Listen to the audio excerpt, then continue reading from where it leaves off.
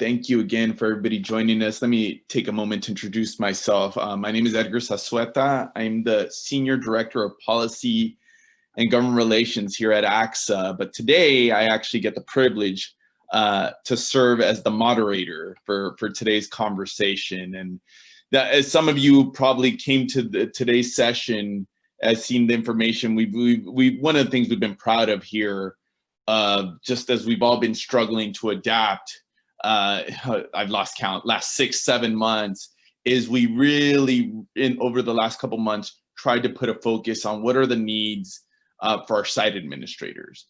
So often we get caught up with some of the systemic issues, and we're talking about state guidance, and we've been having all kinds of forums. But and this is really credit to some of the members on our team and hearing perspectives directly from the field.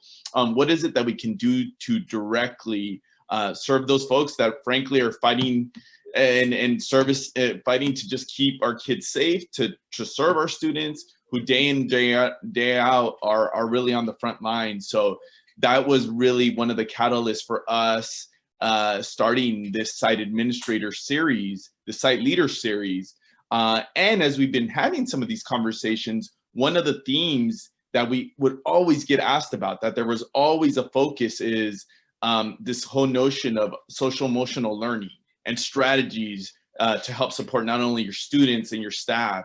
And as we were thinking about some of these conversations, this became a natural focus in terms of having a session for us to come together and try to share some of those best practices.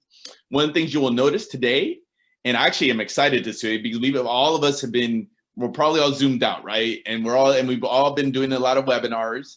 And as much as I love watching myself only on the camera, I actually don't. You know, if you have to stare at yourself at the camera, one of the things that we miss just in being in a completely virtual environment is this whole notion of just being able to see faces and having people react. I'm sorry, as my son turned on the TV here a little bit. Nico, can you turn it down just a little, please? Real, he's done with his distance learning, and it was time for him to do something else, right? Yeah. So one of the things we decided today is just let's mix this up. Let's not do the formal webinar format. Let's throw it on there. Let's see people's faces. That we'll try to encourage a little more engagement, participation.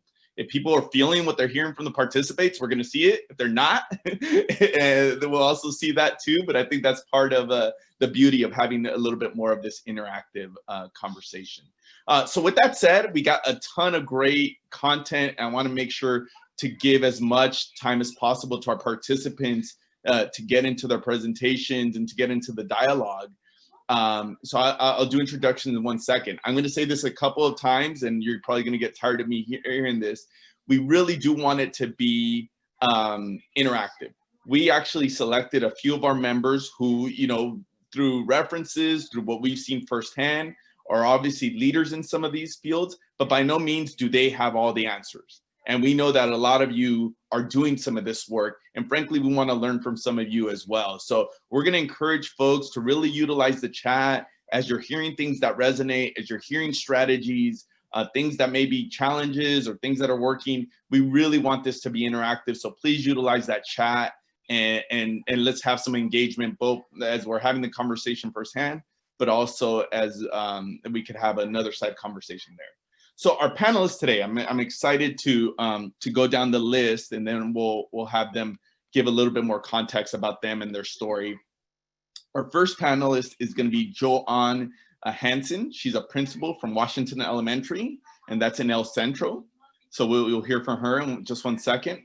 Buck Roggeman, who you know a lot of you, one of our leaders here at ACSA, we've been fortunate to benefit from his expertise and his skills in a number of areas. And he's a principal at Forest Grove Elementary in Pacific Grove. So he's with us today. And then we have a tag team, if we will. Then this is kind of fun, where we have Tom Carroll and Tony Alberts, both from the principal and assistant principal, respectively, from Morrill Middle School in San Jose. And what's interesting about that, and we want to kind of highlight, is how so much of this work is a team environment, and how you really have to rely on your fellow administrators and your fellow leaders to really implement that. So interesting to hear kind of the perspectives jointly from Tom and Anthony on that area. So to start off, we're going to ask everybody, and we're going to try to make this. I'm going to attempt to not make this a moderated conversation where every question is going to come back and forth. I'm going to ask one. We'll see how this goes. But to start off, I am going to ask all of them to just give us a lay of the land. What's happening in your schools? You know, what's the current landscape? Are you doing distance learning? Are you in person? Just kind of how are things going? I know that when we see all of our fellow leaders here, it's just like, how are things going right now? And then also maybe talk a little bit about what brought you to this conversation. What is it that has really get your interest in this whole issue of social emotional learning? And why does this resonate with you? So Joanne, let's start with you and just kind of let us hear what's going on in your end. Hi, everyone. Thanks for being here. Well, with social emotional learning, I'll get into that. But as far as my school right now, we are in full distance learning, as I'm sure a lot of you are. I know that we've considered hybrid in the future, but as of right now, it's purely distance learning. With social emotional learning, I've actually been an advocate for social emotional learning specifically for about 8 years, where I started implementing different kinds of programs, survey, I love data and all of that to see how things are going. But what I found is that during any challenging time, it's actually an opportunity to use it for positive relationships. And so this is no different. I'm really excited about talking about social emotional learning and that we're all talking about it as well. Thanks, Joanne. Let's go to Buck. Tell us a little bit about what's going on in your neck of the woods. And obviously, I know you're very passionate about this area and what kind of brings you to this conversation. Edgar, thanks a lot. Much like Joanne, we've been in distance learning since we closed on March 13th of last year. And really the big challenge that we're facing now is we're trying to consider whether or not to apply for the K-6 waiver. And that's kind of elevated some of the stress and anxiety among our staff members as well as our parents. So that social emotional learning point becomes really pivotal now. I think the thing that really kind of awakened me to social emotional learning when I became a principal at a K-5 school is walking around to the different classes and truly understanding at a very innocent level just how a child needs to feel safe and needs to feel loved before they can begin to learn. It's something that I understood kind of in my gut when I was a high school teacher and coach, and it was things that I was aware of. But I think that to be really conscious of it and have it at the forefront of my mind, working with the little ones really made it evident that not only children, but the adults that we work with and the parents that we work with need to have that social emotional base for them to operate at their best. That's awesome, Buck. I just, just that resonates so much just from all of us, right? And no matter what capacity, this whole notion of just feeling loved and feeling supported. So thank you for that, just putting that focus right away. And so we'll start with Tom, but we'll also give his, Tony a chance to chime in there. Just tell us a little bit about what's happening at your school and in your community.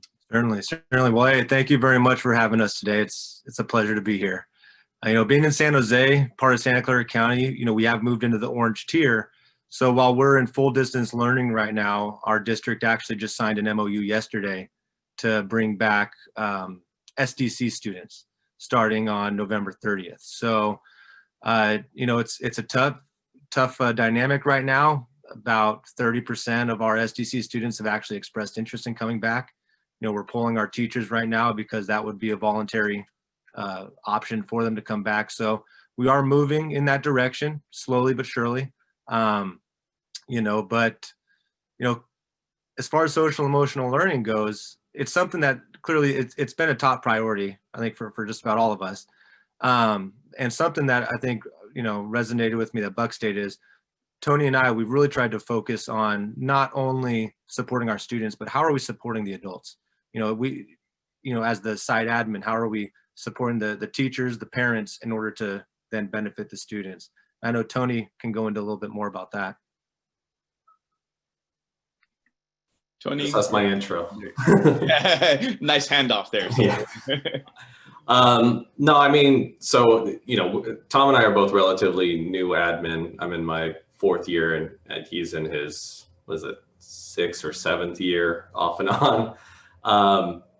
But honestly, just coming in, like the reason I was brought in was to help heal like a large divide that had been created in the staff. I mean, honestly, social emotional is something like Buck said when I was a teacher, even before I got into education, you know, when I was managing stores or customer service, like all customer service, as far as I can tell, is social emotional learning, like trying to help the customers deal with whatever issue they got.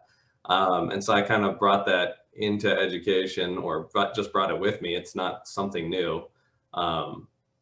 And what we've really worked to do is just kind of like standardize it. Last year and the year before, I was lucky enough to work with Yvonne on the mental wellness task force that ACSA created, and just trying to come up with processes and tools, and with a lot of people who have a lot more expertise, quite honestly, bring it together and share something that people could access. And we try to bring that in a small level back here. You know, and I agree with Buck, like if you don't start with love, one for yourself, but then for your staff and your students, then how can you expect your staff to give it to students? And how can you expect students to share that love with each other? So that's kind of where we start. Yeah, you guys, in your introductory comments, I think you give us a good framing, right, of these two buckets about taking care of the students.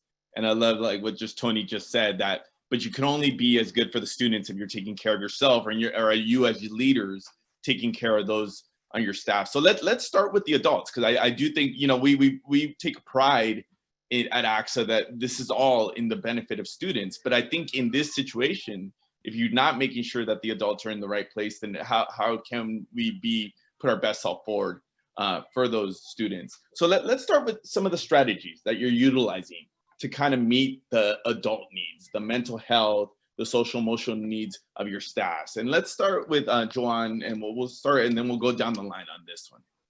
Oh, well, thank you. If you don't mind, everyone who's here, do you mind putting on the chat what is something that you do for yourself to try to make yourself feel happier and take care of yourself? If you give yourself a time a day to breathe, if you let yourself exercise, if you don't mind writing some things while I'm talking about what it is that you do for yourself, because if we're going to ask our staff to do it, we also want to take care of ourselves.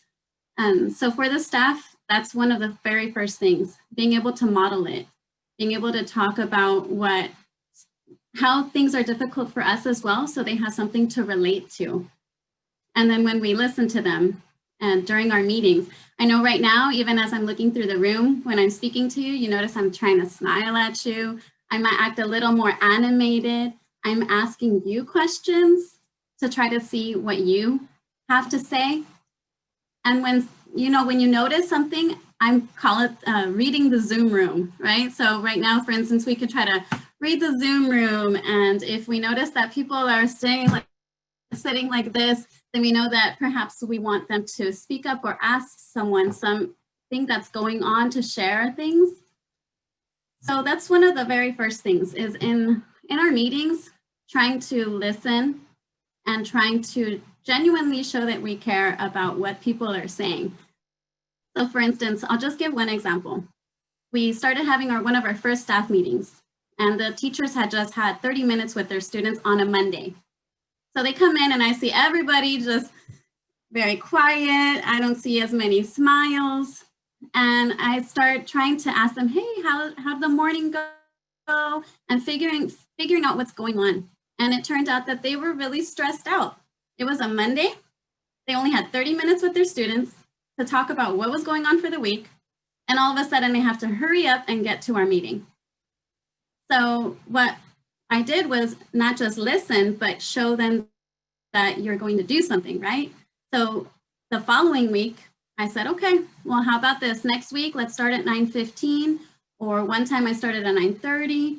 Another time I made the meeting optional, where they can watch something versus having the meeting.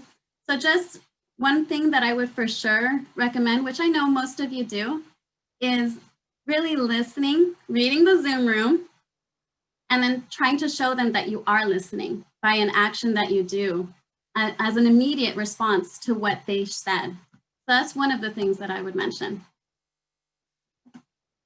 That's wonderful. Thanks, Joan. I think some great practical advice there. And I love how your question just triggered a ton of engagement there about things that folks are doing. And I like the balance. There's your glasses of wine in there as well, which I think are needed. But, you know, some of the getting moving around, talk of the gratitude journal. So love that. Buck, let's go with you. Edgar, thanks a lot. I think that one of the things that I try to do to give staff a little bit of guidance in terms of self-care is in our newsletter that we have for our staff. Because our name is the Forest Grove Falcons, there's a lot of bird-themed kinds of sections within the newsletter that I send out weekly. But there's one that's called Building the Nest. And it'll be any kind of a tip with regard to self-care or health, so that the teachers can put that focus, and our staff can put that focus on themselves before they start to care for others. Personally, I'm very much a morning person, and so I also am one of those guys that's driven by routine. So for me, you know, having a little bit of exercise in the morning, and then also some time to be still. One of the things that I find is that as soon as I enter the work world, there's very little time to just be still. And so in the quiet and solitude of my home in the morning, you know, I'll unplug and just allow myself to be still. You know, it's funny because my mom, you know, our family had five kids, and there would be times where I'd walk into the family room and I would just find my mother sitting there quietly on the couch, staring straight ahead. And I don't think I truly understood what mom was doing until I became an adult myself and had a child myself and had a busy, noisy life going on around me. That must have been such a wonderful time for her to relax in the morning. I would say that the other thing that I encourage our staff to do is to keep a gratitude journal. I saw that go through the chat, and it has worked wonders for me to help program myself to see things that are positive at a time when it's really difficult to see the good. And then finally, I think that the last thing that I would mention is just the importance of trying to shut down as much as you can once you leave school. You know, for those of you that have a family at home, you're going to have a spouse and you're going to have children that are counting on you when you get home to be either mom, dad, or husband or wife. And for that, for me, having that healthy marriage and having a good family life, boy, goes a long way to dealing with anything else that comes up on the plate. So there's just a few things. Thanks for that, Buck. Tom, I would usually go to somebody with the Giants banner last, but given last night, I'm even Giants fans will get love on this day, given that I'm still riding the high from last night. So let's go with Tom. I was gonna say 2020 just keeps getting worse, man, and all of a sudden the Dodgers have to win it. You know, no, just kidding. But you know, in terms of support, you know, I think Joanne and Buck, they've made some great points, you know, and I think it comes down to also, you know, just respecting time. You know, right now we all have, you know, our time's constrained already a lot, and our teachers are burnt out on Zoom. Our teachers are on Zoom constantly. So just thinking of, you know, when we're holding our meetings, you know, making sure that what we need to discuss are things that really need to be put on that agenda. You know, I mean, is it something that we can put in an email? Is there information that's strictly informational and doesn't necessarily presented in a meeting? I like, you know, what Joanne has said about giving the opportunity for optional meetings. You know, I think because right now, at the end of the day, that's when our staff meetings are. And while our time is limited with our staff in those formal settings, just honoring that time and making sure that it's as valuable and productive as possible. You know, and one of the things we do in order to reinforce mental health in our staff meetings is we do an honors and accolades, you know, and so it's a constant agenda item. It's the last thing we do. And it's where staff can recognize and honor each other, you know, for whatever it might be. And, you know, it's been really interesting with distance learning because you've got teachers now or staff members for that matter, who typically, maybe they haven't been recognized as often in the past, but because they bring something really unique to the table right now. I mean, some of our teachers are thriving in this environment, no doubt, and our students as well. And so we have teachers who are really coming out of their shell, providing strategies, resources, programs that they're using, and our teachers are finding, that they're tapping on teachers they've never talked to before. And so really providing that time in our staff meetings for those honors and accolades, I think it helps build culture, it builds trust. Having that peer feedback is just really rewarding. And that's something that we found to be beneficial for supporting SEL at the adult level. And Tony, I don't know if you want to talk about, what we're doing in terms of our online thing, but go ahead. No worries. Well, I mean, so there are obviously some benefits to having an admin team as opposed to being the single admin on site. And so obviously you're going to have to adjust some things. One of the other things that we've definitely been doing, I'll talk about the online one in just a second, but one thing that we've been able to do is kind of divide up the work. And one thing I've taken kind of head of is actually kind of monitoring, kind of like Joanne was saying, like monitoring the teachers. And when we start getting, the excessive emails, that, the grimace, I've taken the lead in like reaching out to that teacher in particular, and Tom will do it as well. It's, definitely a shared task. And so we communicate a lot, but we definitely reach out to teachers and just offer like the one-on-one meeting, even if it's socially distanced, on site, because I think there's something about, that as much as as much as it's great to see the face online, there is something completely different about even being 6 feet away and just saying like, hey, like, are you doing okay? Like, how can I support you? And, we've done that with a couple of teachers, and I know they've really appreciated it. And honestly, you can see it just, again, like we were just mentioning today, one of the teachers that we reached out to about 2 weeks ago, she's looking better. She's doing better. We're not getting as many emails. It's one of those things. And again, it's not about that. It's not about getting less emails, but it is about making sure that, the staff is healthy. Because again, now she's able to better help her students as well. The thing that we started kind of lightly about 2 years ago. We actually have a recognize a staff member form on our website. And we're still tweaking how the system works. This year we got feedback from teachers again, so we've changed kind of how it's working again. But essentially it's just a form, and all of our staff members on site are listed, from custodial and kitchen up to, myself, all the teachers, office members. And about once a month, I just send out a reminder to all the parents and students and just say, hey, like, if you could, please take a moment, go to our website, click on the form, or click on the form in the email, and just recognize somebody for going above and beyond. Because, as much as Tom and I go around, we try to do that. We're 2 people, and I mean, we have like almost 700 kids. Like, it's a lot easier for the 700 kids to see something happening that's really going real well than us. And so then I'm able to share those, our staff is required, and again, it's going to change depending on your school site, but our staff has asked for them to be shared privately. So I send, emails at the end of the week, and I just say like, hey, like, here's all the positive feedback you've gotten over what you've done in class. Thank you. And it's just, kind of similar to like the gratitude book. It's the gratitude book from outside. And, I definitely have in my teacher bin portfolio my letters from my years of teaching when kids have done and created something for me. And so I'm just trying to be more conscious about that.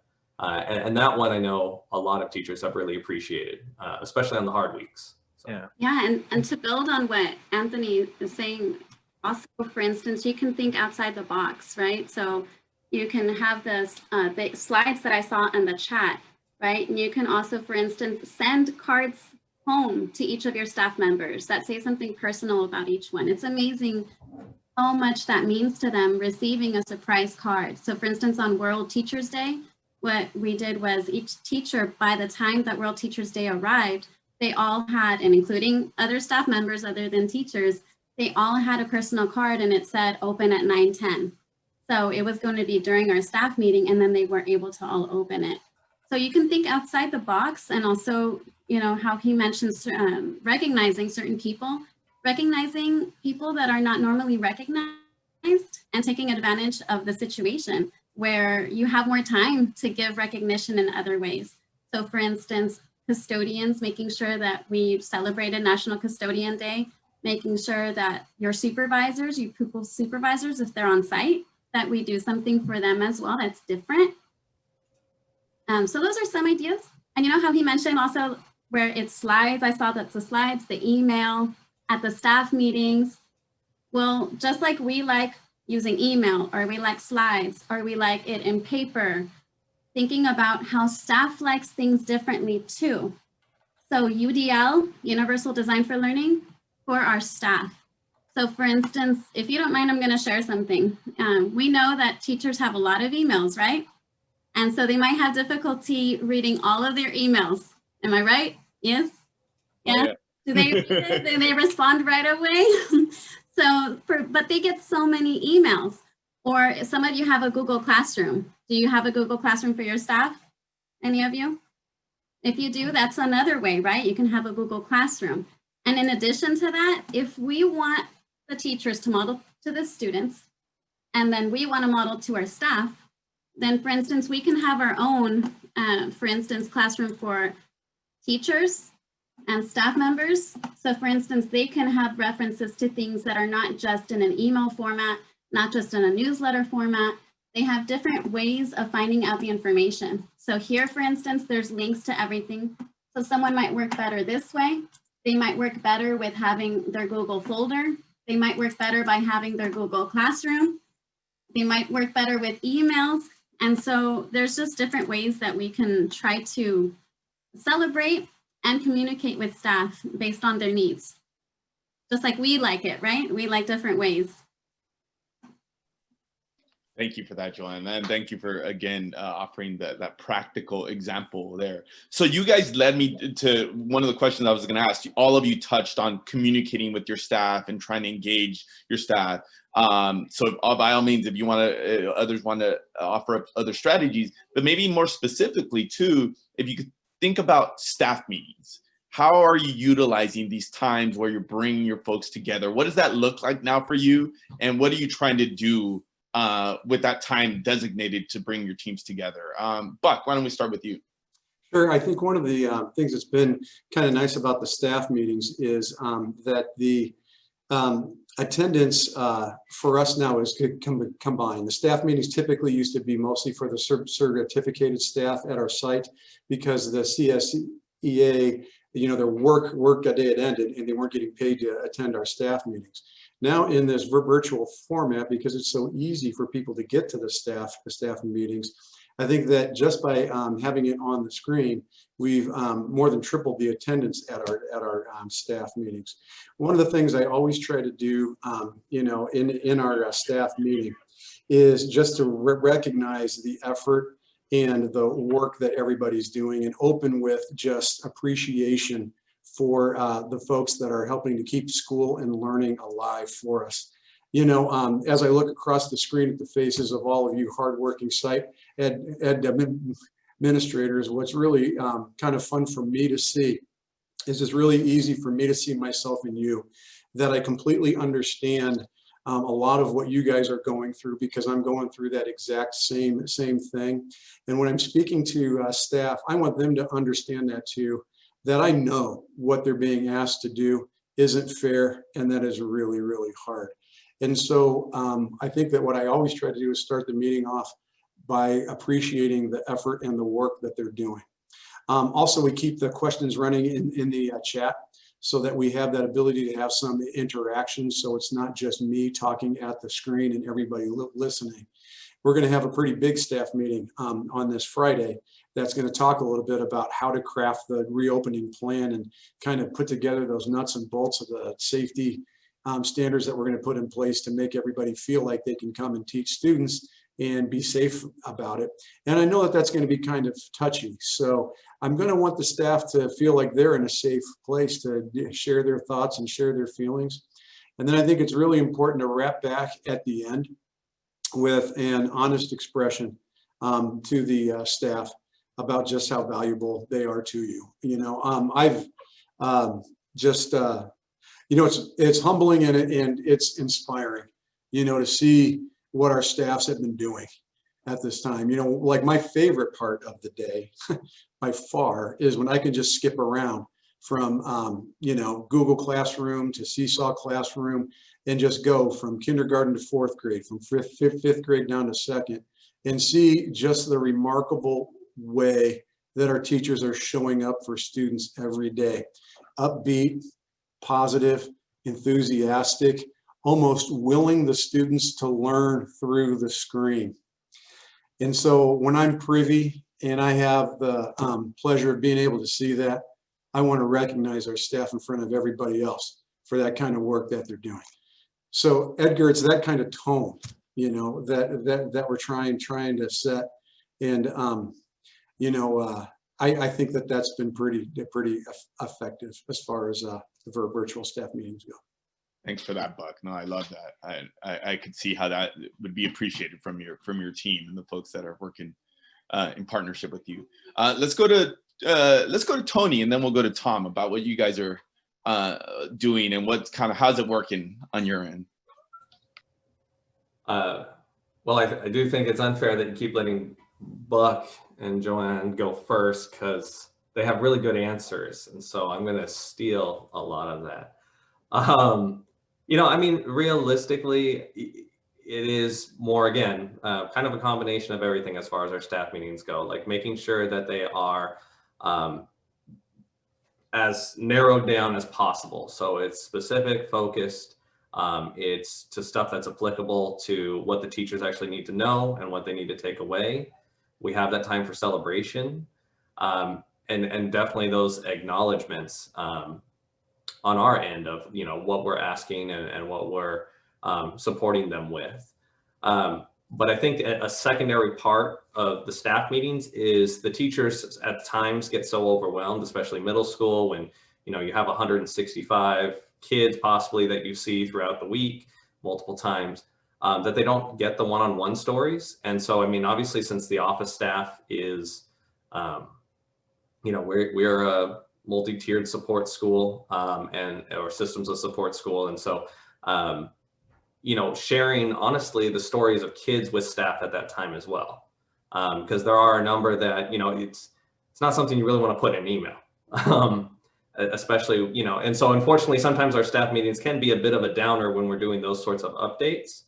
But I do know the staff, you know, appreciates it. You know, there's a student, maybe they've been freaking out and they're not getting anything from, you know, and then you have to share the news, like, you know, unfortunately their father passed and this is what's been happening. We haven't had a chance to update you because of, you know, X, Y, and Z.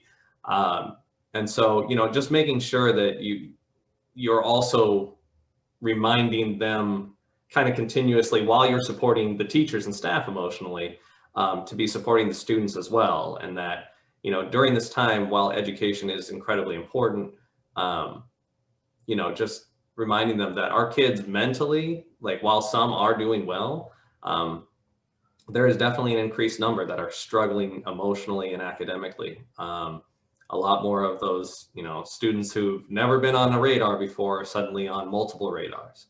And you know, trying to, again, appreciate the humanity of the situation, and really emphasize that with the staff. And I think they've appreciated that.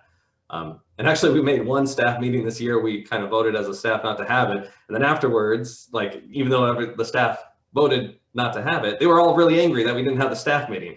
So it was one of those situations where it's like, okay, well, we're clearly doing something right during these. But, you know, in trying to meet everybody's needs, not everybody gets happy. So just trying to remember that as well as you're moving forward. You're definitely doing something right if your folks are upset when you don't have a meeting, right? That's not everybody could say that. So, Tom, anything you would add to that? Well, I think, oh, sorry. I'll just say, I think one of the things that people like is the fact that we have, like what Buck said, our entire working staff community together, our paraeducators, you know, our custodians, kitchen staff, they're all able to be in these meetings, which, you know, really presents some unique opportunities, you know. But I just quickly wanted to add two things we do also in our staff meetings right now is we always try to give them at least one thing that they could walk out and try to do in the classroom tomorrow or the next day. So we do a tech tip, you know, and we've done it for a while, but it's even more applicable now. So we have someone on staff provide some type of tech update, you know, 5 minutes of something that they can do, a strategy that they can go and try in their class. And while it's not PD, it allows us to, again, build build a little bit of professional development into the staff meetings. And then the other thing is allowing for shared leadership. You know, naturally there are agenda items that Tony and I, you know, we need to cover, but whenever possible, we try to allow our staff, you know, teachers, paraeducators, to take agenda items and present them and lead those conversations. And I think by allowing for that shared leadership, we do get more buy-in. Our staff, as much as, you know, I'd like to think they love hearing from us, I think they actually appreciate even more hearing from their colleagues. You know, and then it's just, you get the more buy-in and it's just more authentic, you know. And so I think allowing for that shared leadership is really important right now. And we found that to be beneficial. Tom, and I don't know if you've noticed this, but if you come into the staff meeting after a group is gathered, the conversation and the chatter is just downright joyful. People are so excited to be back in the presence of each other, right? Absolutely. Absolutely. No, it's true. I know while we were talking about staff meetings and some of our preparatory work, I know Buck or Joan and either one of you could jump in there. And I thought this was kind of powerful, almost modeling some of the pieces that you utilized. I don't know if either of you want to kind of jump in there, but I thought that would be a good time to. Sure. You know what, Edgar, one of the things that I had no idea the impact that it would have at our school until we started doing it had to do with having a mindful moment. And the way that we started the mindful moments at our school was a way to help our students calm their minds and calm their bodies after lunch. That one of the things the teachers came to me and said was that after lunch, they were really wound up and that it was taking a while to get them to calm down to be able to focus in the afternoon. So I wanted to try to find a way to support our teachers. And so what we started to do at the end of our lunch period was to sit all of the students down on the playground, and we would have a mindful moment. The other thing that helped us with this is that we've got a social emotional learning program that's called the Toolbox. It's from the Toolbox Project. And you have 12 different tools. And the first one that we have is called the breathing tool. And the literal tool that they model it after is a tape measure, right? A tape measure goes in and a tape measure can go out. So there's a hand motion that accompanies each and every tool. And then there's a little motto that goes along with it. And this one says, I calm myself and check in. And so when our schools closed, one of the things that we kept on doing was a mindful moment done by video. And what I started to find was the parents started to join the students for the mindful moment. And when people would start to see me, whether I was in the grocery store shopping or anything like that, the kids would say, hey, Mr. Roggeman, I saw you on the mindful moment. And it's really not that hard to do. And so if you don't mind stepping out of your comfort zone with me, I'd like for us to be able to take just a moment to find some calm and to find some peace, maybe at the back end of what's been a pretty busy day. I'm going to ask everybody to take out your breathing tool. Remember, it's a tape measure, just like the kind that you would use to measure, you know, the granite that you're going to put on your countertop after you get that raise, right? So take out that breathing tool, and when you take a nice deep breath in, you're going to go through your nose, think good thoughts, and all the bad thoughts you're going to breathe out through your mouth. Breathe in and out. Good thoughts in, bad thoughts out. In, out, in, and out. Then we finish off our mindful moment with just a message for the day. Usually it's a message about something that we're really grateful for, or sometimes it's a message that goes along with whatever tool we happen to be using. We have an empathy tool, a garbage can tool where you throw away the little things and you don't let them bother you. There's 12 tools in all, and I'll put a link to the Toolbox Project in case anybody's interested. I'm not affiliated with it in any way. we just use it, and it really works well for our school. So that's one of the ways that we've brought kind of the practice that we have done, you know, live and in person, and turned it into a virtual format. So thanks.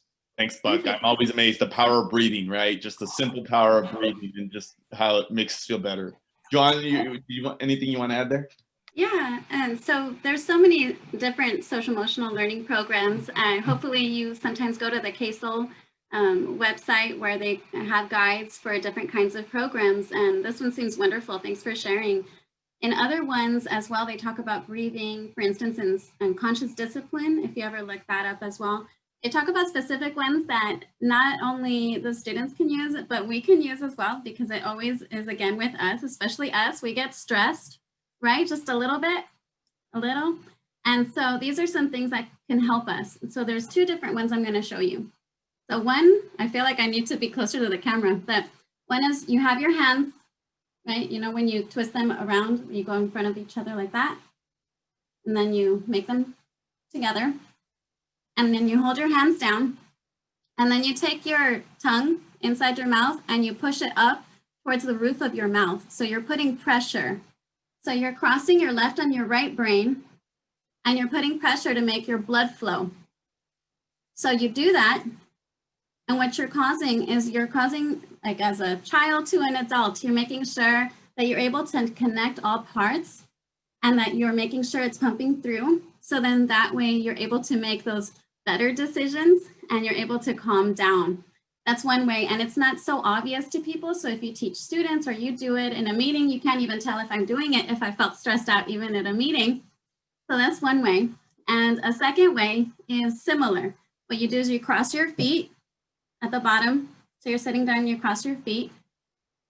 And then you take your hands, your fingertips, and you push them together. So it's the same concept. You're crossing your left and your right, and you're causing your blood to flow through. And so it's the same idea. So what's neat about these is that it seems like a lot of students like these because they can do them in class without everybody really noticing what they're doing. So those are a few that hopefully find relevant.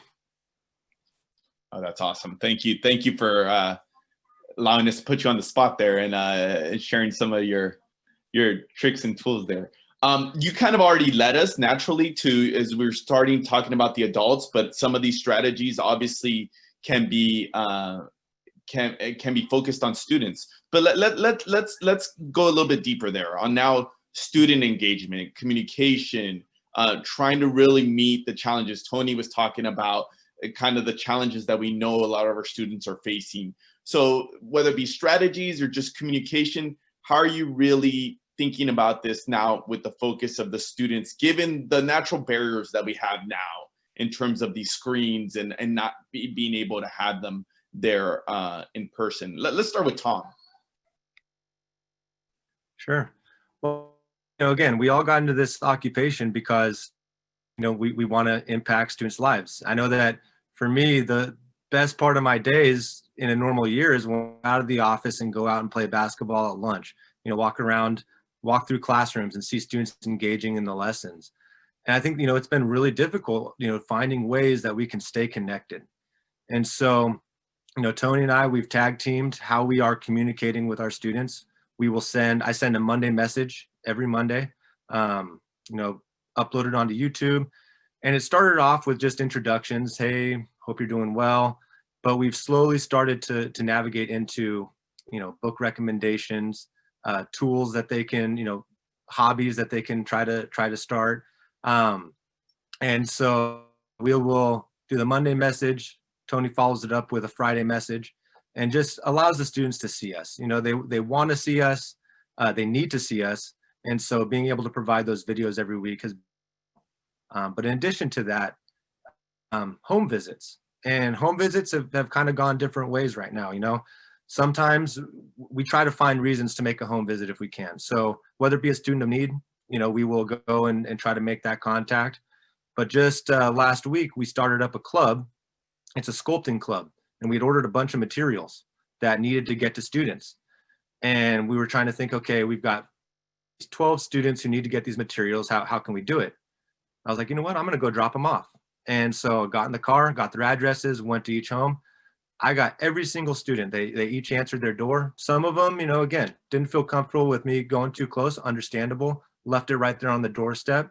But I was able to see the student and they were able to see me. And it was just like, oh my gosh, like my principal's at my home and it's something positive. You know, I'm getting these materials and just seeing the joy on their faces, it was amazing. And so I think taking time to find ways to connect, whether it be, you know, digitally or in person, keeping in mind all the safety protocols and whatnot, it's important. So I don't know if Tony to add on, because I know he's taken other approaches as well. Yeah, I mean, so something, again, so my big one was the Friday videos, and I started those pretty immediately last fall or last spring. You know, we were out for like 2 or 3 weeks, and then that April I released the first one. And again, like the purpose was just to provide like updates for kids, because I know a lot of information was going home to parents, but I realized that during that time, the kids were also freaking out and they just kind of needed to know what was going on. And so was providing that. But I also started incorporating like other aspects of things I had done before. There was a moment where I was at one of our elementary schools, kind of helping cover for a principal who needed to be out for a little bit. And when I was doing the announcements there in the mornings, one of the things I stole from, I don't know if you guys saw the video. I don't know. I cannot remember the educator for the life of me, but he was a high school principal on the East Coast. And he ended like every morning announcement with, I hope you all have a good day and I love you. Like, if you haven't heard that today, just know that. And so I did that at our local elementary, Majestic Way. And the first day I did it, like teachers came in and they're like, I had like kids sitting in my classroom crying when you said that. So I was like, okay, well, I do love them. I hope they're doing well. Let me go check on that crying kid. So, you know, just making sure they're good. But I guess, you know, I think it's something about like, especially males, like hearing that level of affection come from a male figure was a positive for them. And so that's something I end every video with. Like I end every video that I record with, you know, I miss and love you guys and I can't wait to see you. And so, you know, just, you know, trying to, again, you know, I do recommendations at the end. I recommend books or hobbies, podcasts, YouTube channels, video games, comic books. I love all that stuff anyway. So I'm like, why not share it? And then this year, because I realized I was like, okay, I'm slowly getting more to just old guy stuff that I'm recommending. I started soliciting recommendations from kids. So they email me recommendations of stuff. And I share that. I say, you know, from, you know, and I'll say the student's first name, you know, Pradeep recommends this book, or Natalie recommends this YouTube channel. And I do vet it, obviously. But, you know, I think it's just something to get their mind off of that distance and get them engaged with something, anything that will help them deal with what's going on. And so that's kind of been my large emphasis, the kind of the video things. I do get carried away. I accidentally released a 20-minute one last week because of progress reports. So that's way too long. Aim for like 6 to 7 minutes if you do videos at the most. But, you know, the occasional long one won't hurt. I love the idea of just asking the students for their recommendation. I'm sure they get a thrill out of when they get a shout out and they made your list there. Joan, what would you add to the conversation here? Well, those are some wonderful things. And by the way, in the chat, I'm reading some of your ideas, such as the lawn signs. I know that, for instance, Richard Sanchez is here from my district, and he shows that he really tries to think about things as well. So, for instance, you could think about what kinds of programs, but remembering always that you might have a designated social emotional learning curriculum, but just like ELD, it really needs to be integrated all day. And without the integration, that designated time just isn't as effective. And so it's about integrating social emotional learning and truly understanding it. But also, to make things simpler, there's certain programs, for instance, like Suite 360, that they are pre-made lessons for students that you can push out and assign, which makes the teachers' lives easier as well. And the lessons are based on their levels. There's videos, and you can read it in English and Spanish, and it reads it aloud to you. Also, like the lawn signs, that's a great idea. I know, for instance, Mr. Sanchez brought up other kinds of ideas, because right now we need something extra to motivate students.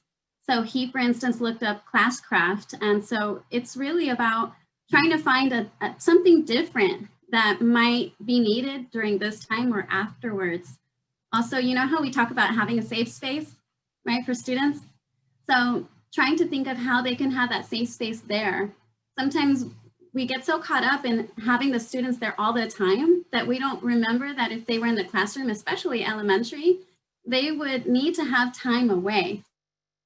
And speaking of that, a little twist, do we have a safe space at school for adults? And if we don't have one, then it's a good idea to create one. So then that way teachers are able to see it and staff is able to see it, and then the students can have that. But also with the students in class, it's really remembering that choosing our battles, right? So if the student, for instance, has their blanket on their head, but they're paying attention, trying to advocate for that not to be the battle that we choose. You know, if the child is finishing their egg sandwich, that's not necessarily our battle. And just making sure that we think about that, keep reminding regarding that, it helps as well. So that way we think about that. One little fun thing that I do is I used to do knock knock jokes every Monday. So I would do on the intercom because it's a play on words. You had to be at school on time to hear it. And then it also gives you something to talk to me about. Even if they're older and they think it's ridiculous, they're still laughing. So it still is something fun. But what we did was, now that we went to distance learning, is we do video knock knock jokes. And so there's always a way to do something a little fun, a little out of the norm in this period of time.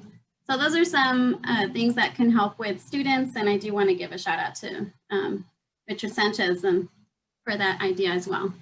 Thank you. So we need to do a knock-knock joke, don't we? Really put her on the spot, right? Absolutely. What was it? I said we need to hear a knock-knock joke. Sorry, I can actually hear. That's all right. That's all right. But I can show you some, and then you include your custodians, your staff in the knock-knock jokes, and then it makes it even more fun. Maybe we should do a knock-knock joke then at some point. That's really putting it as fun. But Buck, I'm going to ask you to touch on the same question, but we did get a good question in the chat that maybe you could integrate. What's the integration of this SEL strategies? How do we balance those with the academic needs? Well, one of the things I think that's nice about the SEL strategies is that a lot of what we talked about isn't really time intensive, you know, and I think that it's more an approach and a frame of mind, right, that you enter the class with every day. And so in terms of like what we do, you know, the mindful moments typically take about 1.5 minutes to 2 minutes every day. And then one of the other practices that we have at our school is called a caring circle. And either it'll be teacher-led or counselor-led within the classroom. And we go around the classroom and each student gets to talk about either something that they're grateful for or something that's weighing heavily on their mind. And it allows our students to empathize with each other and show that they truly care about each other.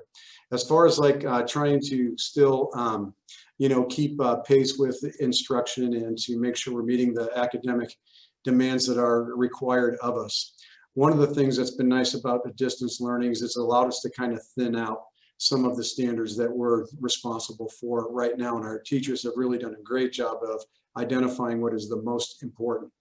Also, I think that in this distance learning format, more than ever, we understand that students aren't going to be able to keep up with a pacing guide if those social emotional needs aren't being taken care of, or if they don't have an opportunity to enjoy the learning that they're doing. So a couple things.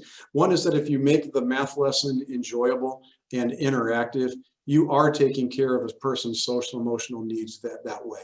If you know, students are being called on and valued in those academic interactions, that is social emotional learning. If you're modeling the tools that we have as part of our social emotional learning program while you're teaching, that also is social emotional learning. So it's not like there's a social emotional pie that's going to eat into the work that teachers do. That social emotional practice has to soak the work that they do. Look at it. I'm sorry, I have to add to that because Julie Adams, for instance, I'm sure a lot of you have seen her, right? The woman with the, a lot of the hair, and she's very vivacious. And so she always talks about Maslow's before Bloom's. You can't get to self-actualization without going through Maslow's first. Thank you, Buck. That was great. Well put. Yeah, and I mean, I was just gonna say, you have to touch the heart before you can reach the mind, and taking the minutes to do that mindfulness is going to increase output of your students. It's going to increase engagement, the benefits of taking that little bit of time to do that. And I absolutely agree that it's an approach. And I loved what you said, Buck. Thank you.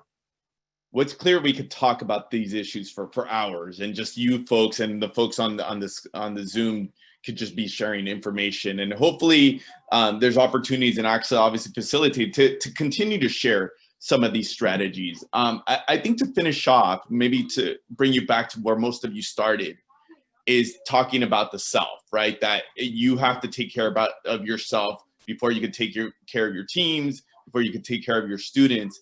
So just one thing that I know some of you have touched on is how do you stay so positive on a day-to-day basis?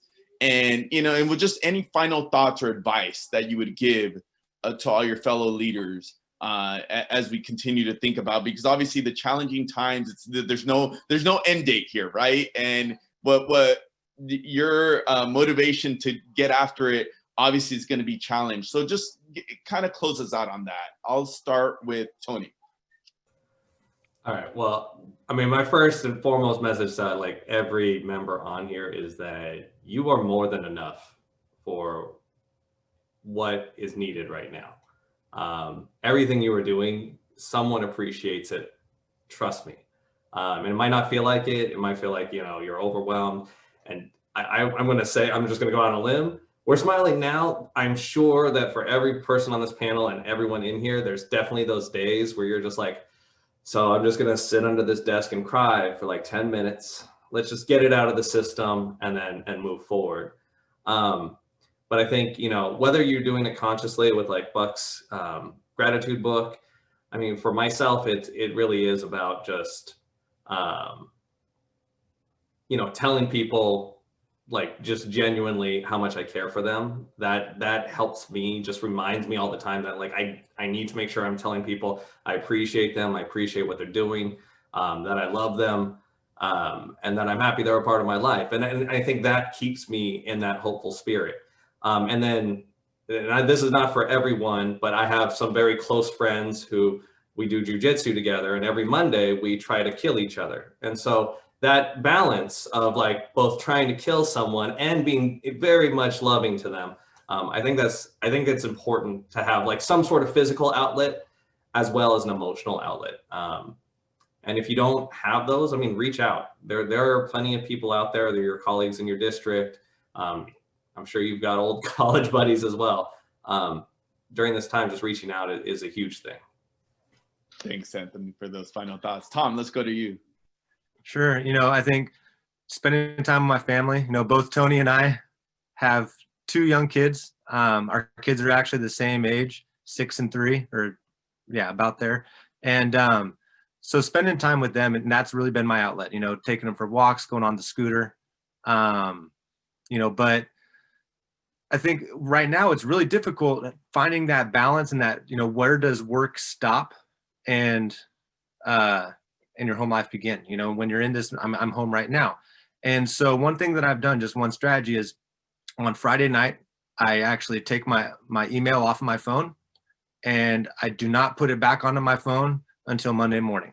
And that way, if someone needs to get a hold of me, they know how to get a hold of me. If there's an emergency, I'll be available. But my email is not on my phone. Now, I'll still check my email throughout the weekend. But if I don't have my email on my phone and I'm out playing with the kids, I don't have that temptation to just constantly be checking. And I would find myself sitting there trying to push my kid on the swing, checking my email. And so being able to disconnect like that has actually been very beneficial in just my overall mental health. We could all learn something from that. Thanks for that, Tom. Joan, what would you add? For me, one of the main things that helps me is to focus on this, and hopefully it helps you, and it really has helped my staff. And I keep saying it over and over again, and it's to focus on what's within your control. Try to let go of the things that are not in your control, but also remember what is within your sphere of influence. In addition, helping others actually makes me feel better. So, and there's actually some research behind that. But so whenever I'm really stressed or I'm not the best person, like after I have my coffee right away, when I'm in that mode, what helps me the most is when I'm actually doing something for someone else. And so for me, it's a little different. I totally understand about completely taking off your email. But for me, I actually take off the stress of my staff, and I tell them it doesn't mean I'll respond right away, but that they can write to me whenever. So if they can't go to sleep because they're thinking about something and they want to write to me, then I want them to have that gone. And then they know that they got it out of the way, and then I can go ahead and respond when I can. So for me, it's helping others, and it makes me feel better, and focusing on what's in my control, out of my control, and really taking advantage of any sphere of influence. But thank you all for listening. I'm really happy. I know too. Thank you for that. Two different strategies, but I think a lot of merit and value to, you know, going in both directions.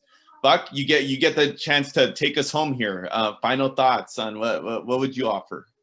Absolutely. Well, the first thing I want to do is thank everyone for being here, because if there's one thing that life has taught me, the most valuable gift that we have to give anyone is our time.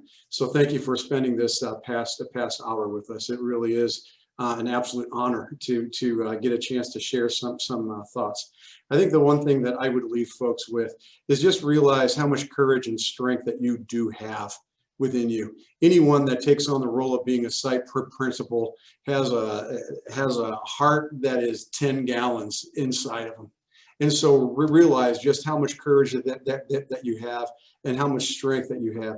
Think back to the challenging situations that you faced in the past, that teachers, when you tell them about those challenges, shake their head and say, I could never do your job. That's the kind of strength that you have.